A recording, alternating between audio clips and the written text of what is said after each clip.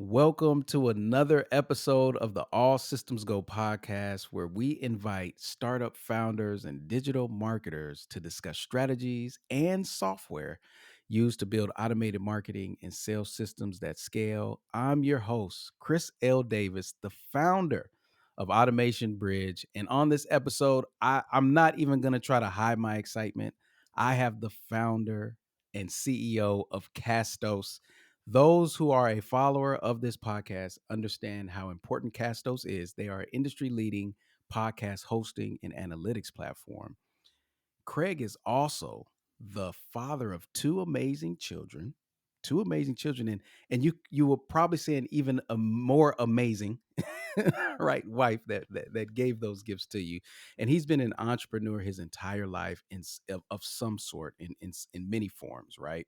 And his background is in sales and marketing. He's got his scars, his sales stretch marks of success working for various Fortune 500 companies, and now he's putting all of his energy into growing Castos and helping support the creator economy through shared audio. Craig, welcome to the podcast. How are Chris, man, I'm doing great. That was such a cool intro. Thank you so much you?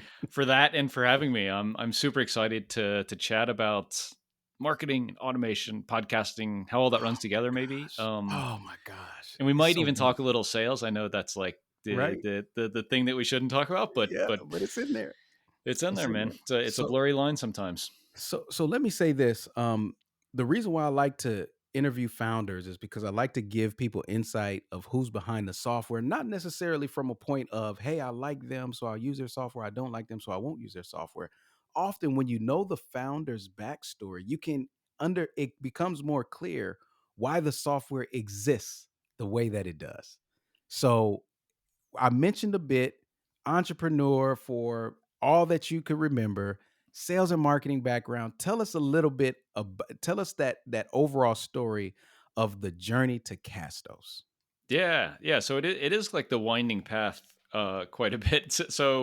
Got my start in the podcasting industry by starting my own podcast. And as you can Mm, probably attest, like it's hard, right? And I think that's why the adoption of podcasting has been slower than, yeah. blogging, especially somewhere like Medium. If you go back a few years, like it's just so easy to do that because it's just in one place and maybe even YouTube. But there's a lot of moving parts and editing and platforms and what the heck is an RSS feed. And so I started a podcast and figured all that stuff out. Pat Flynn taught me everything that I knew Hmm. at that point, which is Yep. amazing. He's taught so many people. It's like just the most valuable resource, I think, in entrepreneurship.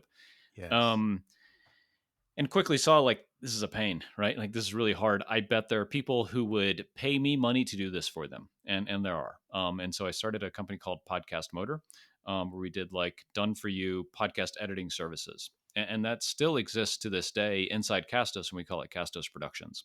So like this, Love it. you record this episode, pipe it over to us. We have a team of audio editors, we have a team of writers. We create show notes, marketing assets, publish it to your Castos account, your WordPress site, maybe. So it's really like you Wow. record, we do everything else. Really cool service, like for the right person. Like a lot of digital entrepreneurs, small businesses say like, hey, I want to do a podcast, but I don't want to do all the other stuff, right, that goes along with it. And that's really our kind of USP. Love it. Um, so ran that for a few years. One of our customers there actually came to me one day and said, Craig, I know you've wanted to get into product. Hey, a buddy of mine has this WordPress plugin called Seriously Simple Podcasting. He's going to work for Automatic, like the parent company of WordPress, right? He wants to Yeah. kind of get rid of this before he goes to work there. This might be interesting for you to buy. It was a free plugin, still is entirely free. And I looked at the market at that point and said, like, there are a lot of players in this space that aren't very good, right? There at the time there were many fewer players than there are now, Yeah. and it's like anything when like the big incumbents get there, and frankly like they probably just get a little bit lazy, right? You look at like the Yep. market we all know really well is like Microsoft, right? With Windows, it's like there was a dark period for Microsoft like in the late 90s and early 2000s. They've really turned it around now, but I think it's really hard for those big companies to keep fresh, right? And so we saw a pretty big opportunity in the market, and this cool way to acquire the WordPress plugin, which is a really cool piece of technology and makes publishing your podcast from WordPress really easy. And we built the Castos platform as a way to host and distribute those files, but let you run your podcast from WordPress. And that's really Yes. the genesis of where Castos came from. And for a long time, you could only use it just with WordPress. At this point, you can use it with WordPress or as a standalone platform. Like if you don't have a proper website for your podcast, or you're using Squarespace or something like that, you can use Castos as a standalone tool. And these days, about half our customers use WordPress and about half don't. Mhm. Mm, love it. There's this consistent theme. I had Kyle on the podcast previously, and he was talking about how he had an SEO agency, and out of that birthed a software Hmm. to do page optimization. So it's so refreshing to see it be birthed from a need instead of just not knocking anybody who has these grand ideas, but you can kind of tell the utility, Yeah. the effectiveness of a creation when the creator has used it for Hmm. themselves, Hmm. or is birthed out of a need. And I'll say this, I too, it was birthed out of podcasting through Pat Flynn, right? I It's knew amazing, right? about it, and it wasn't until I was at Active Campaign, they were like, "Hey, we should start a podcast." And I was like, "Okay, you guys should start a podcast." And everybody's like, "No, like, you should." I was like, You "Wait a didn't hear minute." me. Like, what is a podcast? Like, there's microphones recording that. That sounds like a lot. So I think anybody that wants to do podcasting probably has stumbled across Pat Flynn's YouTube series on like how to start a podcast. So I go through it, I watch it. I'm ordering stuff. I mean, if you would have saw my initial setup, oh, I just laugh at it now, Craig. Yeah. It's Yeah. hilarious.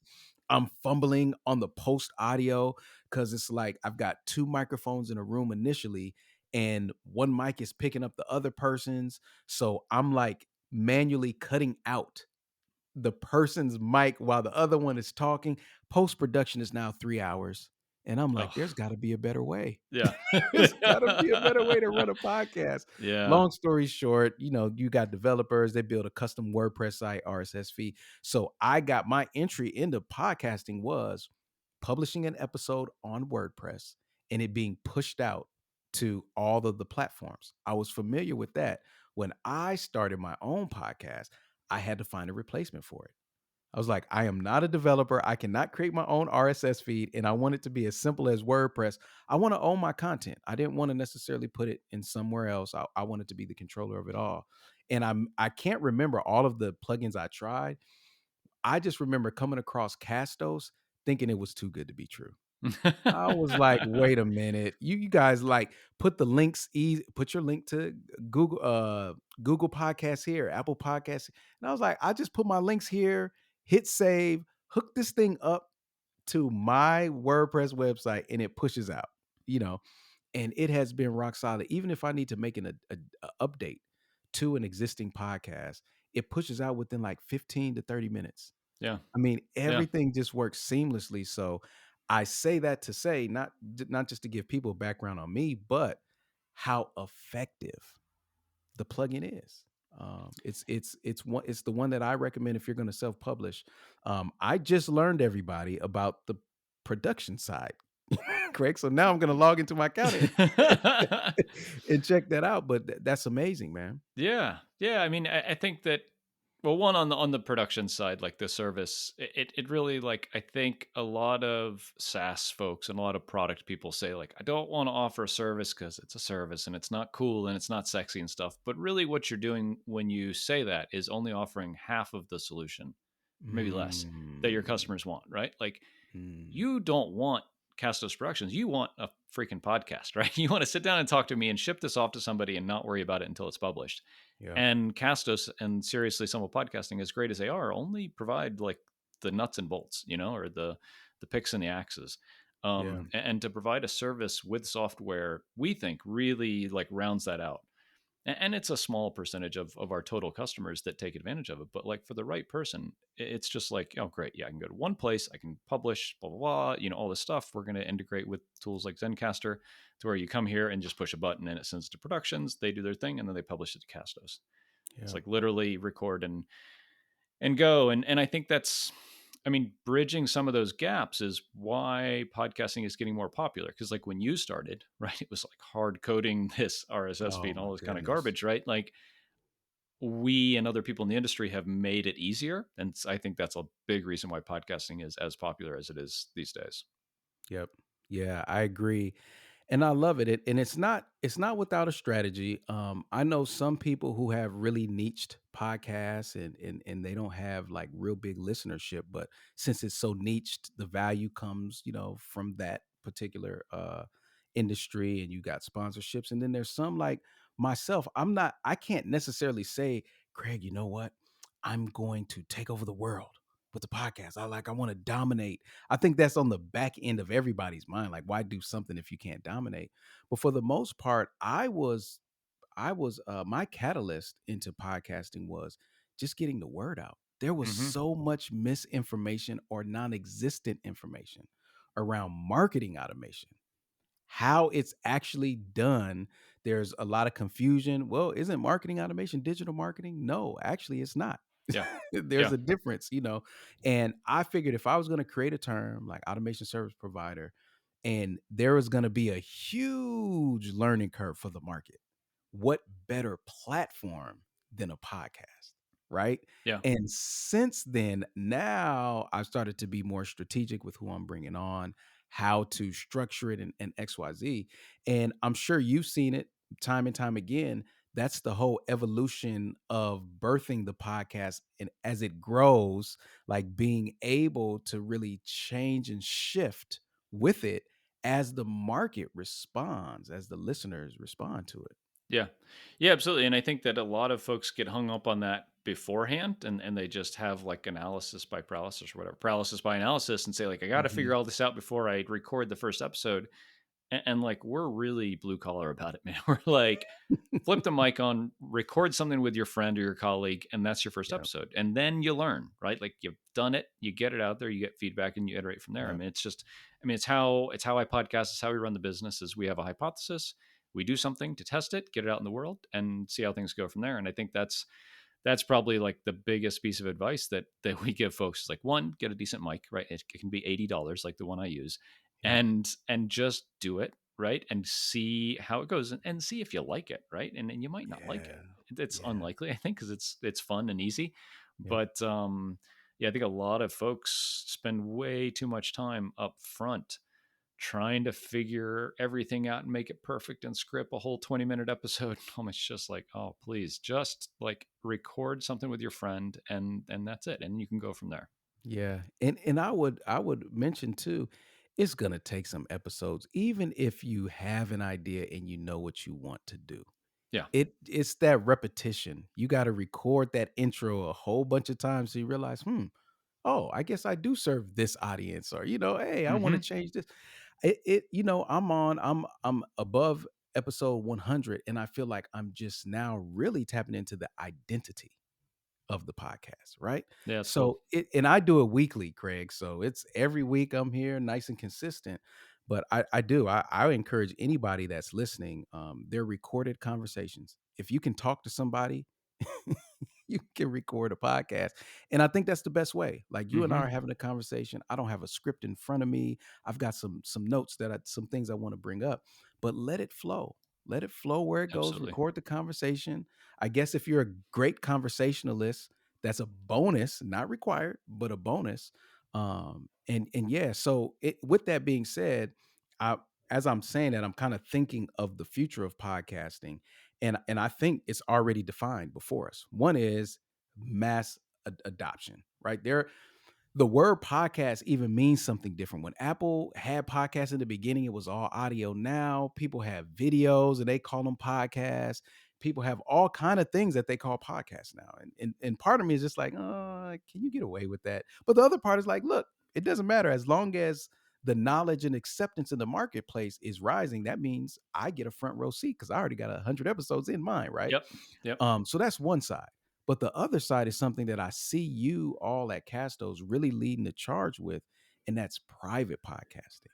What brings private podcasting, and it's something exclusive to your platform that you guys make sure you mention and call out. You can run private podcasts from your website, from Castos. once you have a paid account, what what are you seeing? Why the pivot? Because even now when I go to the website, it's podcasting, private podcasting, it's like or all in the headline, which great redesign by the way. Thank you. Yeah. What tell us what are you all seeing? You are the experts. You're 10 toes down. What are you seeing in the marketplace that really pushes that private podcast envelope? Yeah, so just to go back to what you're talking about with like outlines and stuff, I'll give you like kudos for sure for the email. I'm sure it's automated that you send with like a prep document for me before the episode to prep me of what I should expect and what you're hoping for out of me. Like Yes. it's not rocket science, right? It's just what you think that the podcast is going to be about. It should be pretty general, so you can just reuse it over and over. So Yep. like if folks aren't doing that, hook it up to like your Calendly or Acuity scheduling or whatever you're using. It's just a great way to prep the guest of what they should expect. Be in a quiet room, Yes. have a good mic, all that kind of stuff, like all that preventative maintenance. So, Yep. like, yeah, thumbs up for sure. Like, that's to me the sign of like a seasoned podcaster that knows what they're doing. Yes. Thank you. Um, Talking about before I get into private podcasting, the word podcast. Mm, Um, when we named the company Castos, we didn't want to use the word podcast in the name. We wanted to kind of hint at it because, and it's even like on our homepage these days, we call it the center of your audio universe. mm, Because there will be a time, I think, when we don't call it a podcast necessarily. It's shared mm. audio. Social audio was the big thing last year, right? With Yep. Clubhouse, Clubhouse. Yeah. and I think that like you, when you think about how to use audio, you shouldn't put yourself in a box to think about it's a podcast or it's not a podcast. And this applies to private podcasting a little bit. That like Okay. what you want to do is use audio as a medium to communicate with people. And it can be a show like this where it's on Spotify and you're going to put this video on YouTube and people might just listen to it. Or it could be a private podcast. And what the concept there is, think about like a membership site, right? Like you're a part of this membership site where it's just you and a bunch of your, digital marketing friends or marketing automation friends, and it's only you and only people that have signed up or maybe have paid have access to it. And a private podcast is exactly the same thing. And there's really two applications that we see it be used for, two kind of big buckets. One is, the creator economy, right? Membership sites, courses, online communities who want to add podcasting as a way to connect with those members or students, right? So you have a community, you have this podcast, right? That's public and available for everyone. You also Mhm. could have a members only podcast for your community. So like, hey, if you're part of this community, we'll automatically, get you connected through our upcoming active campaign integration automatically where when a custom event happens or a tag gets applied in active campaign, that gets piped to Castos and that individual gets added to your private podcast. They get an email from us saying, hey, Chris has invited you to the super secret private podcast, and you can listen to it one of two ways. Here's an individualized private RSS feed that you can paste into Apple Podcast app or Overcast or whatever on your phone, or we have our own mobile app. Download it from the App Store, iOS or Android, log in with your email address, and you get all of the content platform wide on Castos that you're kind of eligible to see. And the way yeah, so we see a lot of folks in the creator economy saying like it's hard these days, right? It's hard to stand out Yeah. for your course or your membership site or your whatever, whether you're charging money for it or not, to provide such awesome value because a lot of folks are doing this. And so the really savvy ones are saying like I got to do something different to stay connected with my tribe. And they're using podcasting again as that means of communication, right? It's a Yeah. podcast because that's what we call it, but it's really just a way to connect with people. Um, and the other one that's super interesting, and we use this internally, is companies doing this internally for like corporate communications, right? So Mm. instead of everything is a freaking Zoom call, right? Like, why can't I just sit down and record something for 5 minutes, send it out as a podcast? It is asynchronous, right? It's mobile first, so you can do Yeah. it while you're walking the dog. You can listen. Um, it's going to be multi-directional with us in the future, and that's kind of the knock on podcasting is like we talk and folks listen. There's no way for them to participate, but that's Mm. if you ask me like what the future of podcasting is, especially in private podcasting, it's like audience participation, things like replies and comments and things like that. Wow. So you start thinking about like, yeah, it's still a podcast, but it really is. is quite a different animal than when, you and I started podcasting, these years ago. Yeah. Yeah, I love that, and it's similar to how even I think it was Web 2.0 is what they called it when you started to see comments and everything on blogs from the public. It's similar to how websites evolved, and they were like, "Look, we've been using Dreamweaver, HTML, where you create these static Right. sites.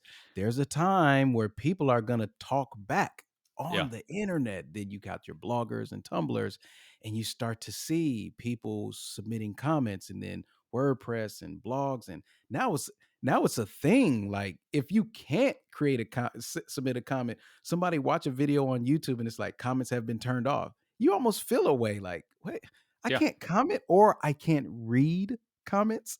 Right. Like this Right. is this is where we're at. So we've already seen Google acknowledge podcasts by saying, "Hey, look, we're going to start searching audio now."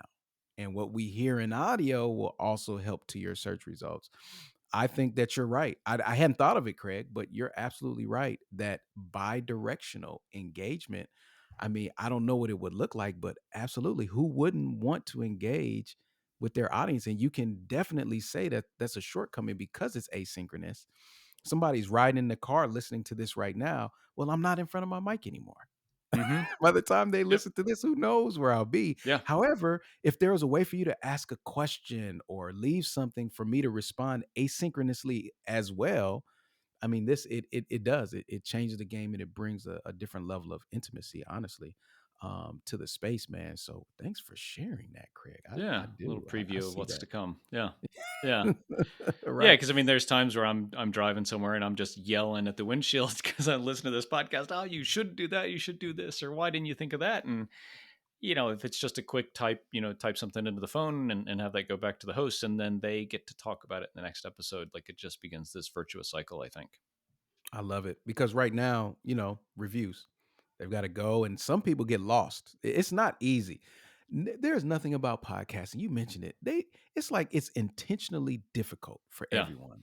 Some people like it's hard to even go where to find to leave a review. So, anyways, enough about that. I'll say this: the more I talk to you, Craig, the more I see the marketer in you, right? Very calculated approach. You've got a keen eye to the market, ear to the ground. You're seeing what people are doing. You're thinking about, okay, how can we how can we meet market demand but not limit it? Right? Like meet them where they're at, but don't keep them there. So Right. just the fact that you're saying, yeah, it's podcasting now. It's gonna be some we want to be open to all of the audio universe that's to come because people want to listen to other people. That's Hmm. just what it a lot of times I'll see people I like to watch people's behavior in consuming content. So I'll just watch my wife, my kids, random people at, in the stores or whatnot. And I can't tell you how often somebody will be listening to something and then when they pull their phone out to change something, it was a video. They weren't watching the video. Oh, They interesting. played the video Yeah. to listen Yeah. to the audio. Hmm. Hmm.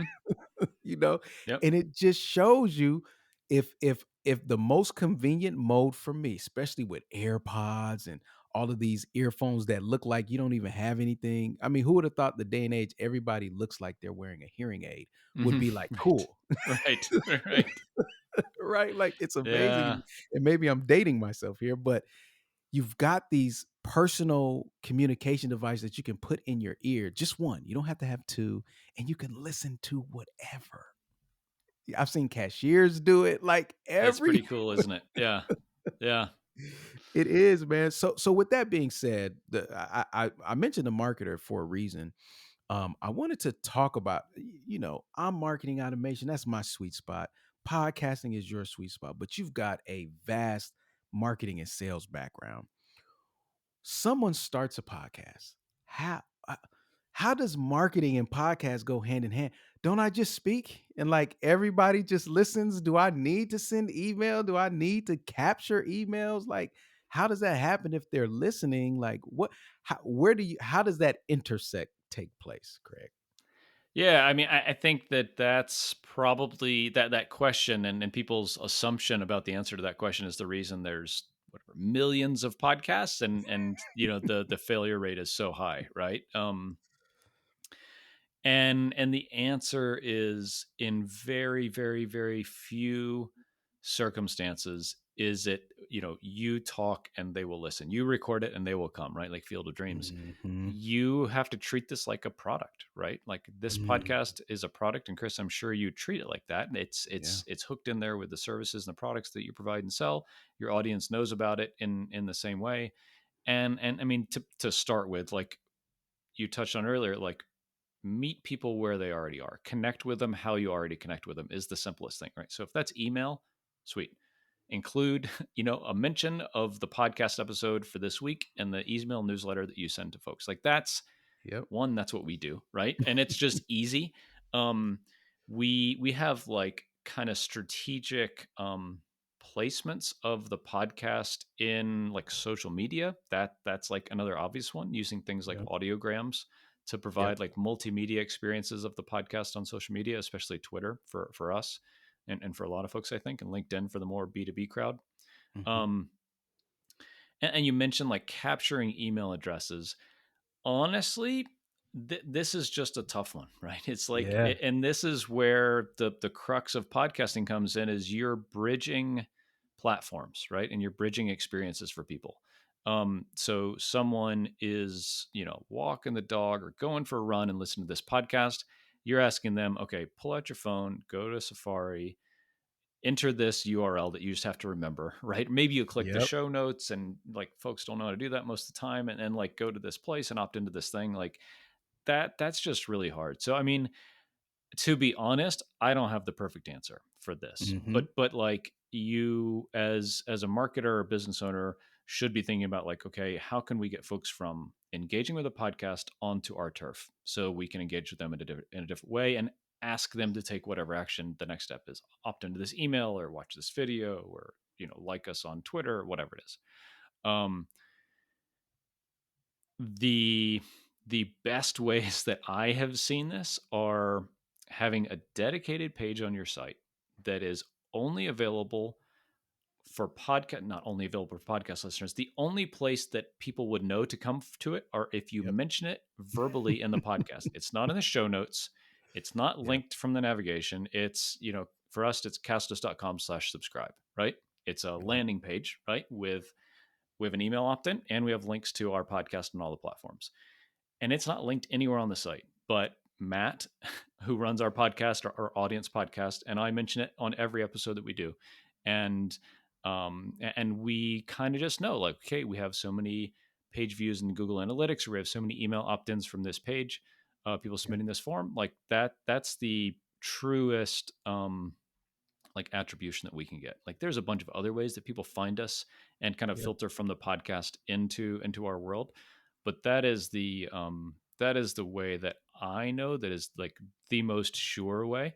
And I got that from the folks at CoSchedule. They turned Yeah. me on to that, because that's what they do.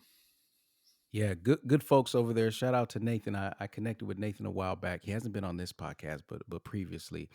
I want to say this. Everything that you mentioned was so good, right? And what I'm just adding to it. I don't want to replace any of it. I will leave it unmolested. Just it's perfect. Just as is. Watch this.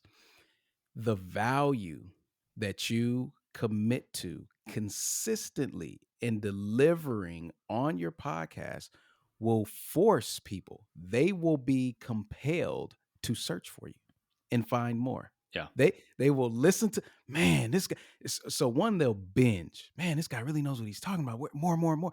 And when that binge stops, it's like a junkie. More, more. Where can I? So I cannot stress enough, Craig.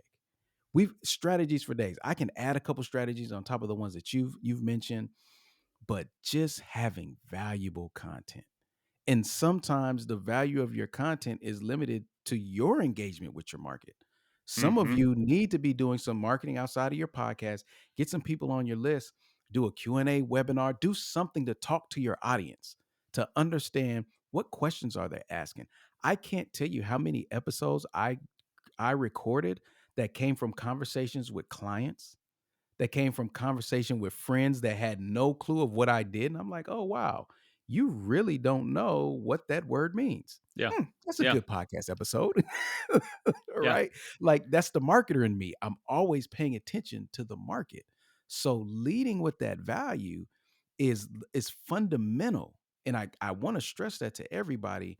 People will search. People will go out of their way. Craig, I promise you, as a marketer, I understand. We've got the attention span of a goldfish online, right? Like you've got only half a second, 2 seconds at most. I get all of that. I get it. But when there's value perceived and there's a desire to want more, people will go out of their way. Yeah. They will go out of their way to find more. So once you get them, make sure you just give them value. That's the best thing. That's the best advice I can give. And I'll say this, I don't want to mention the platform because I haven't used it yet. But again, you all are leading this charge. I haven't used the platform yet, so I don't know how well it works. But to the point of using the podcast to generate leads or whatnot, I really love the idea of using like mid roll Mm. to promote something. So right in the middle of the podcast, it kind of blends out, and then it could be you, it could be maybe a sponsorship space that you sold, but it's prime real estate to really say, hey, coming up this weekend, we love to see you. Those of you who are in the Oakland area, come out to our XYZ as you grow your listenership. And the reason why I mention this is because there's a platform that remain nameless, unless you want to bring them up, that you all integrate with. And Craig, I have to say, the integration with this ad platform, I'll give a hint. There's a dog involved. The integration was so simple. I really did not believe it was that simple. So within minutes, because you guys have it already set up, put your link here, did it, click the button in the platform. It's like, all right, you're good. Where do you want to place it? So we're readying now to test this platform out. But it just speaks to you all in enabling such a feature to let people get more out of the podcast that they're publishing. So have you seen that? Have you seen that work well with dynamic post rolls and mid roll? Are you seeing that more as a common thing, or is that still amongst the elites of those that know podcasting and are really focused on monetizing? Yeah, I mean, this is where, uh, like my personal bias as a founder creeps in a little Yeah. bit. Which is A- fine. and this comes to monetizing your podcast, right? And I Yeah. think you're talking Yeah. about something different, which makes dynamic content management really cool. Yeah. Like my personal stance and where the company is now and where we're going is that monetizing your podcast via ads, dynamic ad insertion in particular, is garbage, right? And Mm. it's financially really hard, right? So like a good CPM cost per 1,000 downloads is like $25. So I won't Yeah. ask you how many downloads you get for your podcast, but I'll tell you that our podcast gets a couple thousand downloads an episode. Yeah. And like we think that's good because it's not something we're trying to monetize. It's a way for us to communicate with our audience. Yeah. Um, so we'd make $50 an episode if we monetize that, right? Maybe 100 Hmm. if you have two ads. Like Hmm. that's not paying rent for anybody, right? Yeah. Yeah. But we hypothesize, and we have a ton of people that do this, that if you have a public podcast that gets, whatever, and then you have 100 people paying you $10 a month for your private podcast, that's real money, right? That's Real paying money. rent. Absolutely. And so we say for the majority of podcasters, it is much easier to monetize a podcast effectively with private podcasting and paid access to content than with dynamic ad insertion. Mm. Mm. But what I really like that you're talking about doing is using a tool like ours. And you go to castos.com/integrations, you'll be able to, to check it out and find out what Chris is alluding to. Um, is to not use ads as the concept, but just content, right? And you can do Yes. this dynamically. You can do it by batches and say, hey, we have this thing coming up. Yep, we're in Oakland this Saturday. Come down. We're gonna do a barbecue, whatever. Okay, I want to apply this to the last 12 episodes. You can go in there and click like three buttons, and it does this, pipes all the new episode files to Castos, and everyone who listens or binges hears that. Not to the most recent episode, but to all the other ones. And so, like, this is a way better experience than like hard editing in these ads. Oh my goodness. Yes. And for that reason, yeah, I really like it. I would just say like And I don't think it's a lot of folks that would listen to this podcast say like, "Hey, I want to go be Joe Rogan and make a whole bunch of money just by podcasting, but I want to use my podcast as a tool to like further the rest of my brand," which is what this show is and what our audience podcast is. That Hmm. dynamic content is really good for adding those CTAs, right? Those Yep. things that you want to let your audience, your listeners know about or take action on in a smarter way. Yeah. Yeah. You know what I liken it to, Craig. So by the way, I'm in agreement. You have to be very careful. You have to be very careful when you take on sponsorships and all of those things. It can really muddy down and cheapen the brand Yeah. if you're not very strategic with it. But what I liken it to, dynamic content insertion, when I found it, it's like a pop-up, right? Right. You're on a website, Yep. and instead of you having to find the most important thing at a certain amount of time, here it is right in front of you. So it gives you an opportunity to put the most important thing in front of your listeners, right? Not selling something, but just directing them somewhere while you have their attention, to continue that conversation. And I think when you mix that, dare I say that dynamic content insertion could be a mention of the private podcast, Yeah. right? Like, For dare sure. I blend the two? Mm. And we're talking about another form of monetization. I'm so glad you brought it up because I agree wholeheartedly. I do. I think that you will go further quicker just putting that extra effort into a private podcast. Yeah. People are all about exclusivity. There's so much free that it's made exclusive even more appealing to people. So they're like, "Oh, you listen to that? Oh, yeah, I listen to that, but I'm on the insiders too. Mm-hmm. I listen to the plus one too, Mm-hmm. and this is where he talks about all the stuff he doesn't say in public or whatever the case may be." You're You right. wanna trip out even more. Think about this. So Active Campaign, right, is your marketing automation platform of choice. Yep. Say you have all these attributes of subscribers, right? Tags and custom events and things like that. What if you could pipe that into your podcasting platform to Stop it. dynamically change the content of your episodes, right? So like, Oh my oh, god. Bob, I know Bob is from California, but he bought something 2 months ago. I want to, and have this call to action to Bob, or this is a person that's never bought from me, so I want to have this like, hey, join my email list, uh, to this Oh my person in this private goodness. podcast, just like you do Okay. email, right? Like liquid Oh tags my and podcast. yes. Okay, listeners, what's happening right now is that I'm usually the one that drops the bomb on the guests. Craig just dropped my mind. It can't, Craig, I'm trying to stay calm and composed. That is next level. Yeah, it's pretty That cool, huh? that that's amazing because I do it everywhere else. If you have this tag, even to the page, if you have this tag, go to this page. If you don't, go Mm-hmm. to the other. I'm customizing everything. And the idea, oh my God, it's so beautiful.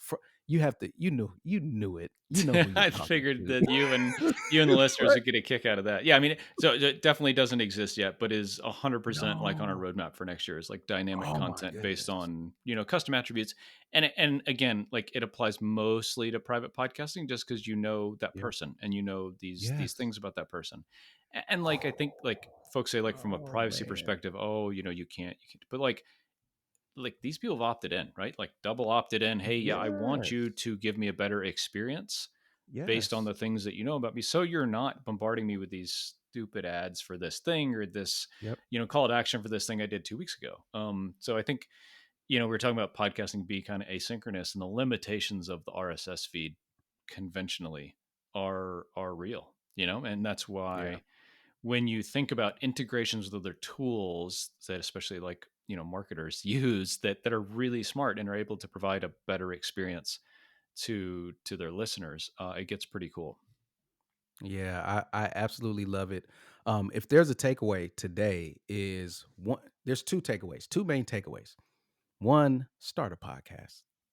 Seriously, it maybe will get easier. I think everything gets easier as technology evolves, but at this level, anybody can set a podcast up with Castos. Anybody.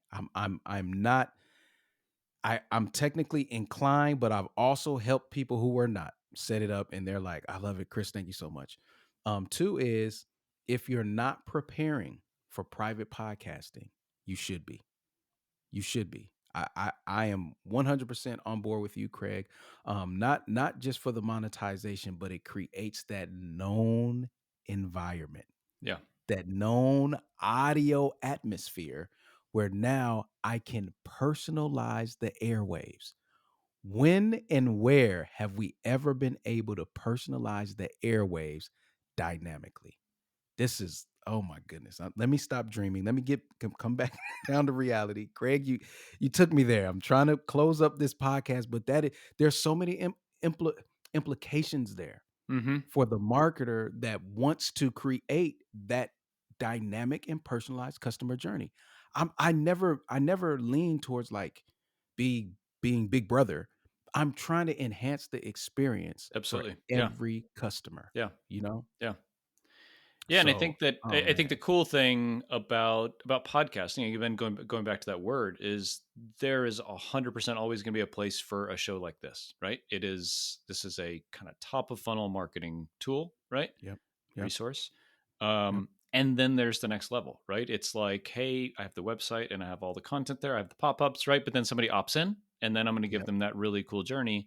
And we just think of ourselves, a lot like an active campaign, maybe, where like you have broadcast campaigns and you have automations or workflows that are customized based on what you know of a person and their behaviors. Absolutely, man. Absolutely. And again, only a marketer. For Only a better or worse, I marketer guess, right? would see such parallels. Craig, I can't thank you enough, man. This has been great. Selfishly for me, but collectively for everyone. I was excited when I saw you come through the pipeline. And real quick, everybody, if you were listening, I can't remember if I shared it. I talk so much now. It may just be in my community, but that document that Craig received, there is a way to automate your prep doc so that you're not writing it and creating it every time.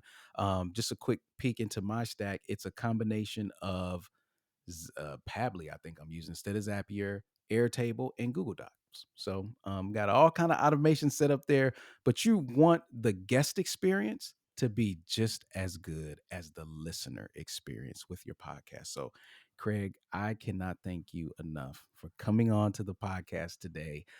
I know you've mentioned many links, and it's easy to find the company, but if there's one place that you want to drive people to, if they're looking to get a podcast started with Castos, where should they go? Yeah, so the place to go is academy.castos.com. So Castos Academy, entirely free, just oodles of information about Mm. everything you need to get started with a podcast. So go there, sign up, entirely free, and binge away. Yeah. Love it. Well, thanks again, Craig, for coming on to the podcast. We're gonna have that link in the show notes, everyone. For those of you who are like running or on the treadmill and couldn't type them fast enough with your fingers, don't worry. The link is in the show notes.